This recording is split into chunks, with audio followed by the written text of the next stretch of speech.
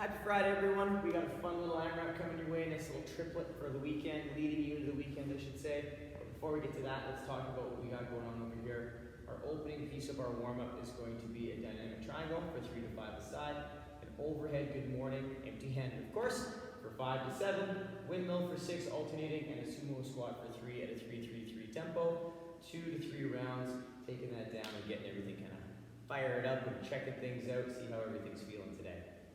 After that, we have a single leg RDL. You can load that or go unloaded for 5 per side. Jump squat for 20 seconds and a side lunge for 6 to 10, alternating at whatever tempo or pace you like. And or if you like to load that in the goblet, you can, just to add a little extra into that side lunge.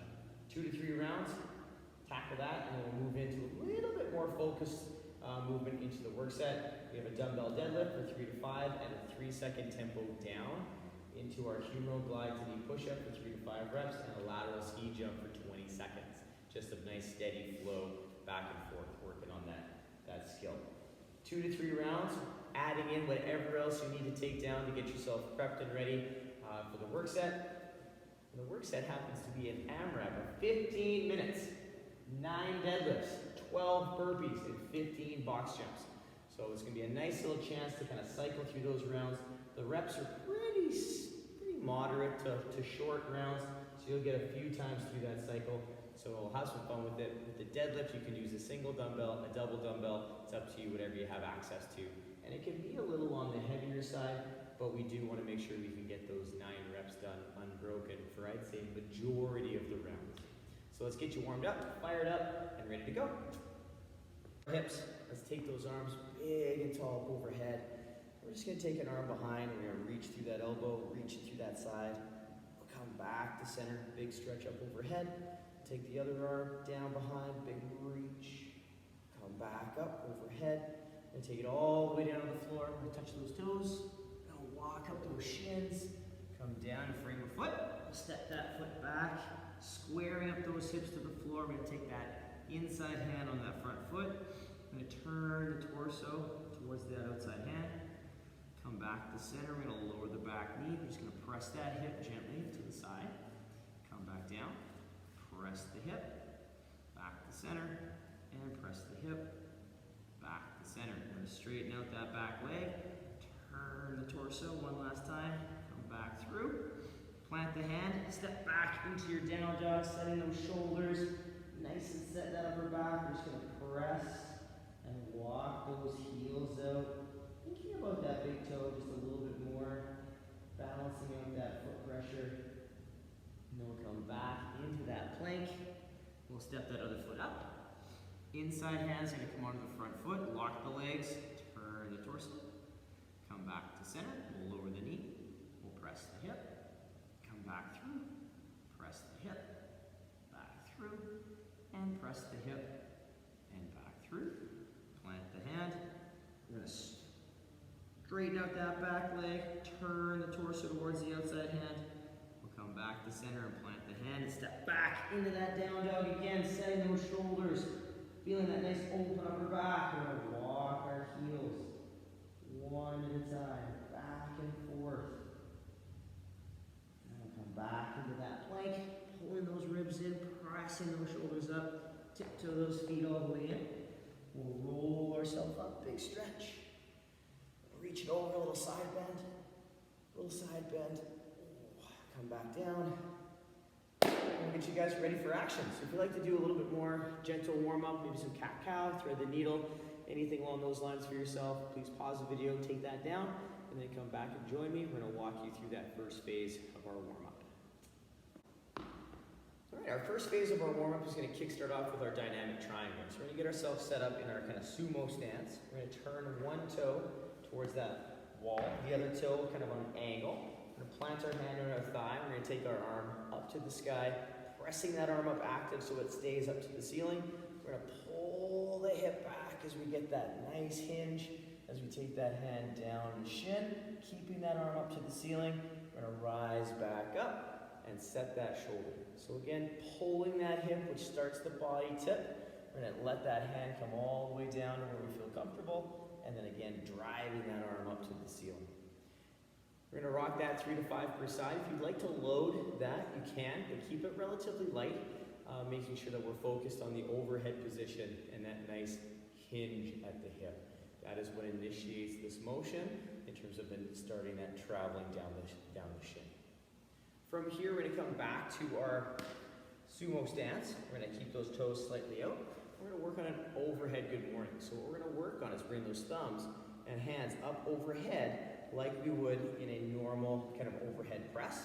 We're gonna squeeze, set the ribs, and then we're gonna pull the hips back, keeping the arms in that overhead position. Keep working for those arms, and then stand tall. So I'm gonna give you one from profile, sumo stance, arms in that overhead position to the best of our ability. We're gonna set the glute and rib, pull back, keeping those arms up, reaching those hips back, reaching those arms forward, and then standing tall in that good overhead position. Taking our time with those, it is very challenging to keep that overhead position. So as we take the hips back, we really gotta work to maintain that overhead solid position. After that, we're staying in our sumo stance. We're gonna work into that windmill. So a little bit more overhead. Soft knees, ready for action there. We're gonna take an arm up, we're gonna take a hand down towards the floor. As I pull back into that hinge, I'm gonna rotate at the low rib, reaching that arm down towards the floor, reaching the other arm up towards the ceiling. I'm only gonna take it as far down as I feel comfortable, so if I don't feel comfortable going to the floor, taking it down to the knee, mid-shin, whatever's gonna allow you to maintain this strong overhead position the best, will take it to your range. So we wanna make sure we're actively pressing through the shoulder, that armpit is nice and forward, and we're gonna allow that shoulder to stay in that same position and allow it to turn with our torso. If you feel that arm starting to do one of these, kind of winding and rotating, stop your range, come back up, set the shoulder, and then try and tackle that range again. You're gonna take down 6 back and forth alternating, or if you're more comfortable and set up 3 per side, whatever gives you the best overhead position. Finally, after that windmill, we're gonna move into that sumo squat. So my feet are gonna stay in that wider stance. I'm gonna put a little bit more pressure into the knees out. So I'm gonna push those knees out, take those hips to the heels. Those feet are nice and flat with that big toe in contact, and then we're gonna stand nice and strong.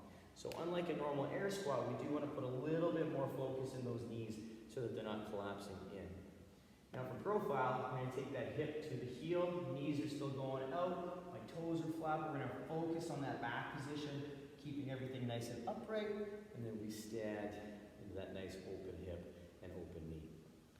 As a quick recap, we have a dynamic triangle for 3 to 5 per side, loaded or unloaded, overhead good morning for 5 to 7, a windmill for 6 alternating or 3 per side, sumo squat for 3 at a 3-3-3 tempo, and we're gonna hit that for 2 to 3 rounds, whatever your body needs for today to kind of check in, make sure things are feeling good. So pause the video, take that down, come back and join me. We're gonna work through some single leg RDLs. All right, with the single leg RDL, what we have is we have a nice hip width stance. I'm gonna turn profile. I'm gonna show you 2 different variations of this. Turn profile, we're gonna take one toe back as a kickstand. So we're not really using that leg except as a stabilizer, just to help out a little bit to make sure that I can focus on this individual leg here. I square my hips up, I set, I'm gonna hold my imaginary dumbbell to the front, or I will hold my dumbbell if I'm gonna load it. I'm gonna pull the hips back, letting that body come forward in that hinge. I'm gonna take that dumbbell or hands to the knee or just below, and I'm gonna squeeze and stand as my hips, knees, and body move together. So again, I squeeze, I pull back, setting that position nice and strong, just like we did in our good morning, and then I stand nice and tall. Now, the other variation you can play with, if this is starting to feel pretty straightforward, you can kind of feel that good engagement through the hamstring and the glute, we can take away this leg for balance. And we can do that single leg RDL without the assist. So I set up the same way, I get myself set and engaged, and I'm gonna pull that hip back, I'm just gonna let that foot trace the floor. So I'm not worrying about how high it goes, I'm more focused on just taking that balance piece away and letting myself do that same movement I did earlier with the foot down, just with that foot up off the ground. We still want to find that nice engagement through the hamstring and the glute, but we're going to have to work a little bit more balance and stability without that kickstand down. Now if you're going to load it, we can hold the dumbbell or dumbbells in a few different places. So we can hold the dumbbell by the bells in the front, working on taking it down to just below the knee of the knee. Or we can take it to the same hand of the kickstand leg as we take it back to the same position. Or we can hold it on the side of the leg that's doing the work. So working on staying square, working on that good hinge, and working on staying balanced. The hand positions are the same if we don't have the kickstand leg down.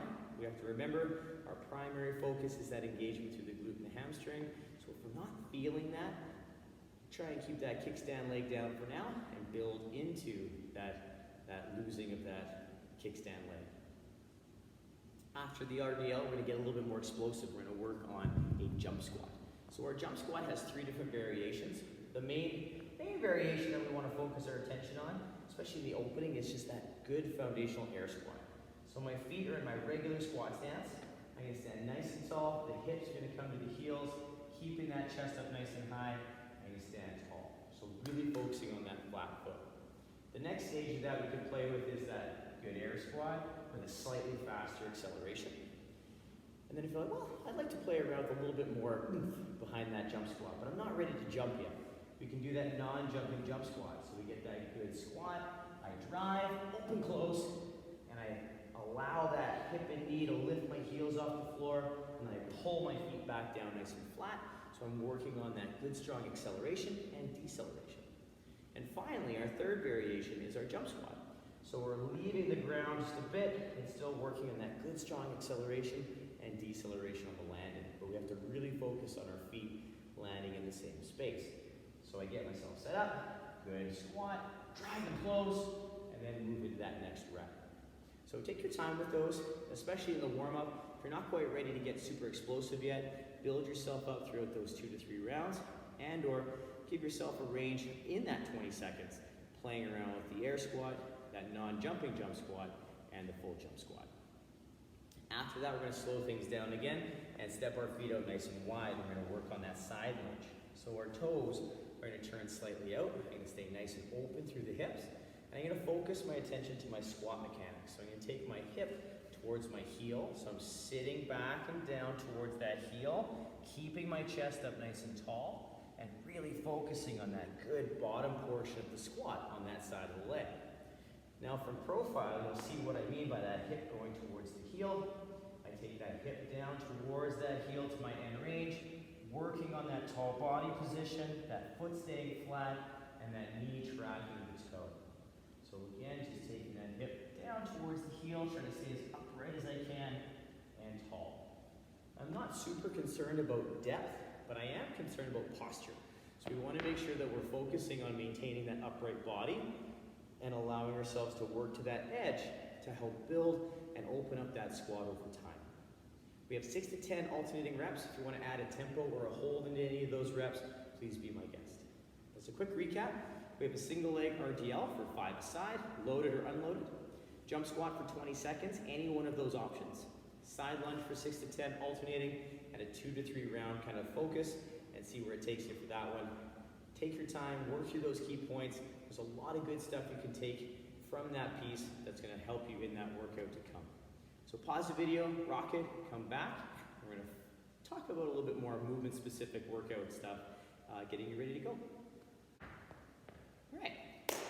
Now, our last little piece of warm-up before we get to our workout is going to be a little bit more skill development in terms of the workout movements we have. So what we have is a dumbbell deadlift. And if you have a single dumbbell, I'm very partial to the sumo deadlift with that single dumbbell.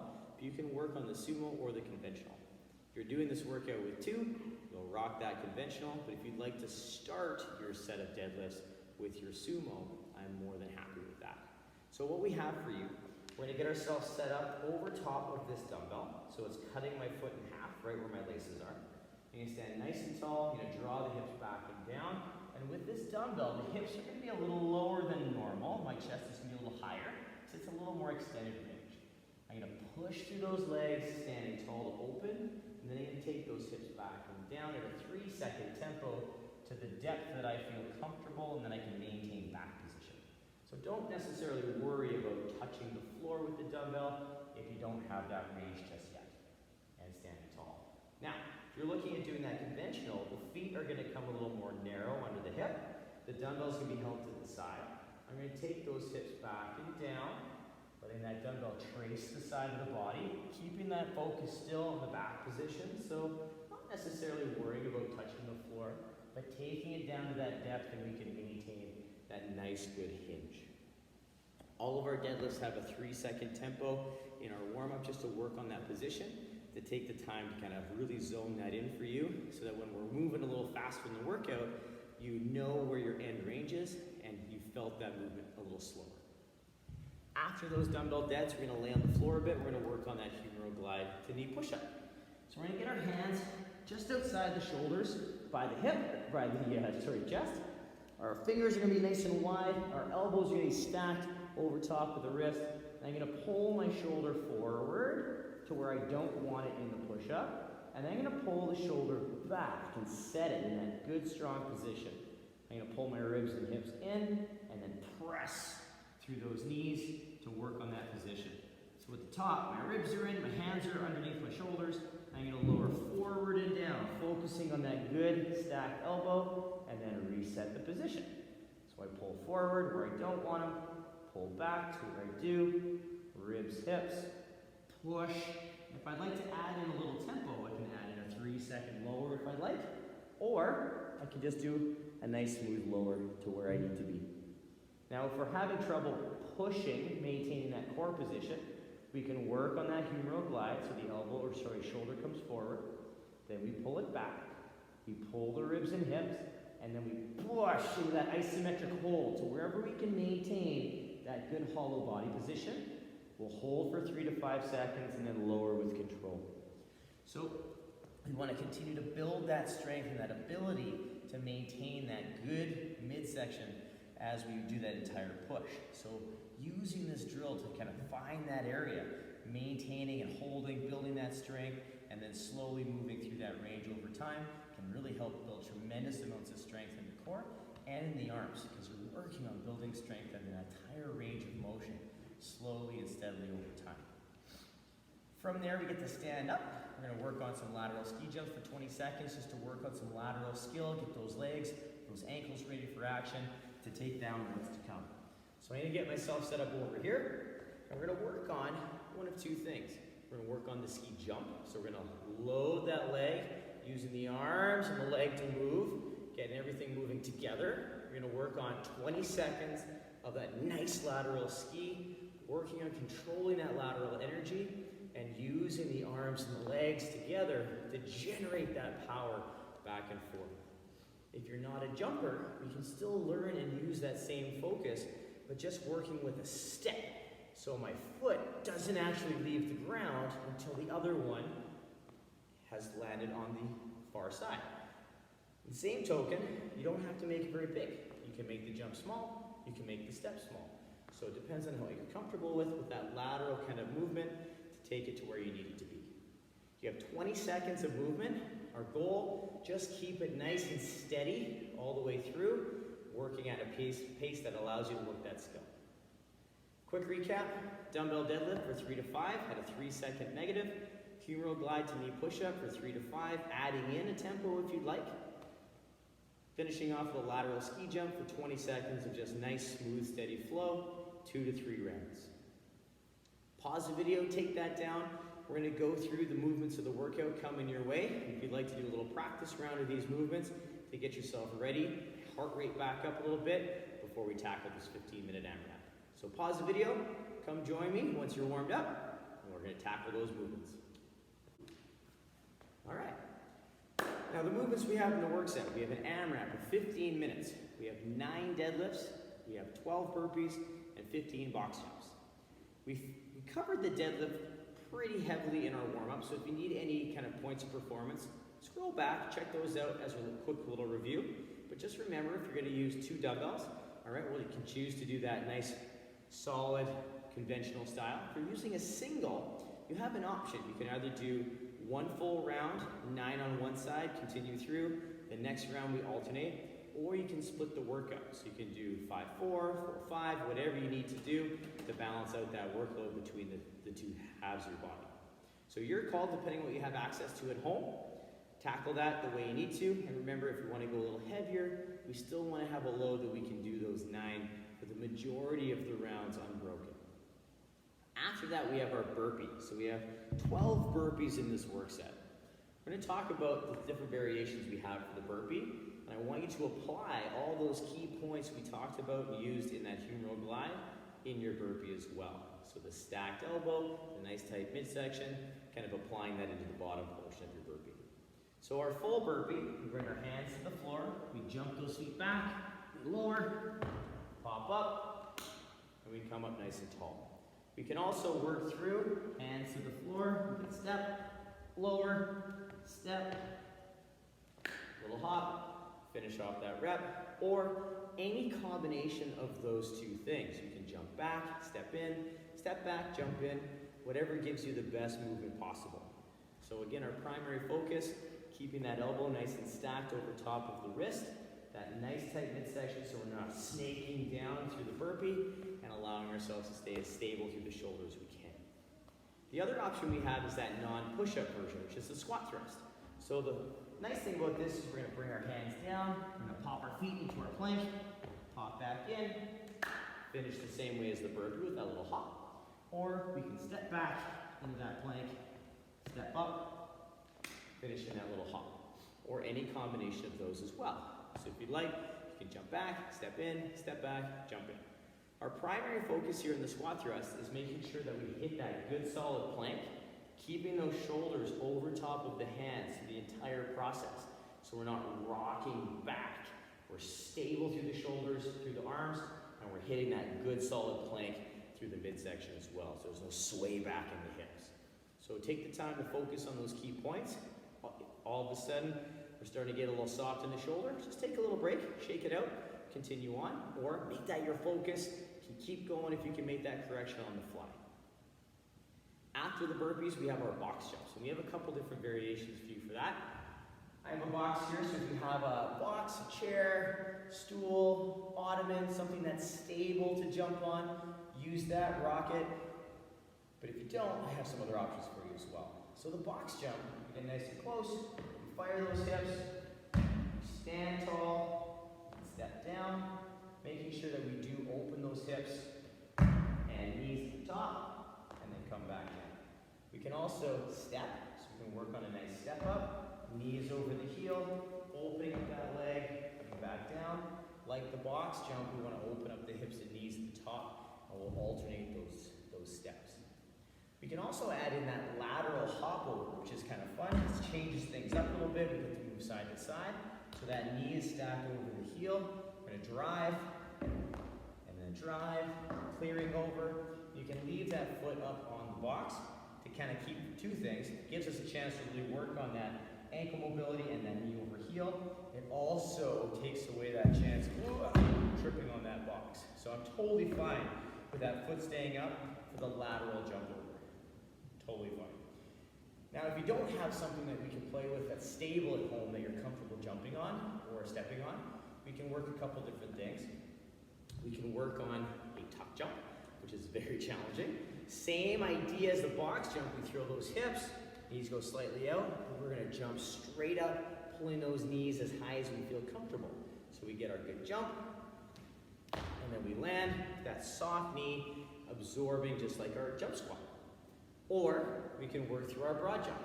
Our broad jump, we do the same thing. We throw those hips, except instead of jumping up, we jump forward. So we jump, trying to land in a nice soft position. Again, just like we do in our jump squat. Keeping in mind that both those jumps, they don't have to be huge. We want to make sure that we're jumping to a height or a length that we can control our landing with. I'll also have some other options on the bottom of the workout description, so if you want to check those out, check out the option that works best for you and that you want to tackle today in this workout.